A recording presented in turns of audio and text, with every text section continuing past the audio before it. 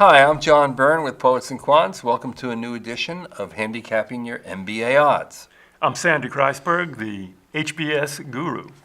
Now, we have a 22-year-old successful entrepreneur who tells us he's never really had stellar grades. He didn't go to an Ivy League school. We don't know what he majored in or what school, in fact, he went to, but he wants to know if he can get into Harvard and Stanford. Harvard or Stanford, or maybe both. Now, here's his story. He built a successful real estate tech startup. He raised capital, and he's on his way to a successful exit.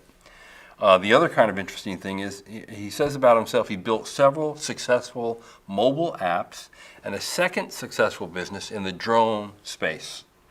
He's been published several times by quote-unquote major publications and accepted into several distinguished accelerator programs. So this kid sounds like a future mini Mark Zuckerberg. Yeah, future. He's here. He's realizing it, right? That's his problem. Why? Why does he need an MBA? The more he claims to need an MBA, the more it undercuts what he said about these accomplishments. It's very difficult to say, I've started a successful app business and I'm exiting it and I've earned, $1 million. And to follow that and saying, well, great, start another one, Jack. Why do you need an MBA? Maybe it'll even be more successful with the business know-how he gathers up in his school. The network he acquires. Not even business schools. The mentoring he gets from faculty. Let me say that. Not even business schools believe that. Really. I think his chances at Stanford are, I'll do his chances, then I'll tell him a better way to spin this maybe. His chances at Stanford are real low. It's like 10%. Unless, here's an important part of this story.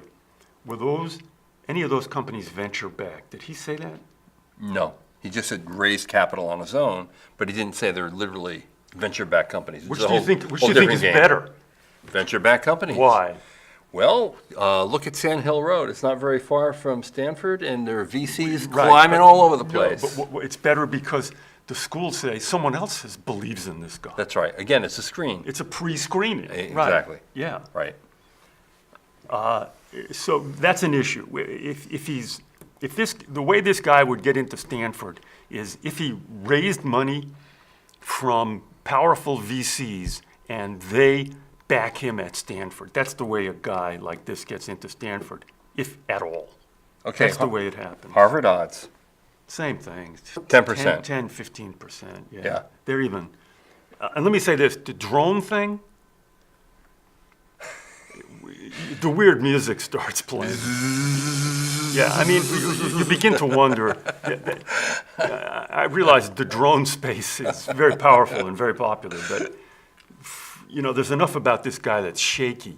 Then saying I'm interested in drones, it begins to sound like, please show me this is a guy you do a home visit on, okay? Like, I just want to make sure everything you say is true there, okay? Okay, how can he shape this story and make it better and increase his odds? Drop the drones and say what he wants to do is become a VC, that he's learned from people who've helped him and he wants to, and he's worked at VC places and he wants to be an investor. That's the only story that makes sense. And many of the company starters at Stanford and Harvard, that's their story, folks. There you have it. That's an unusual candidate, 22-year-old, but successful entrepreneur who wants that degree. Good luck to you and to everyone else out there. May your MBA dreams come true.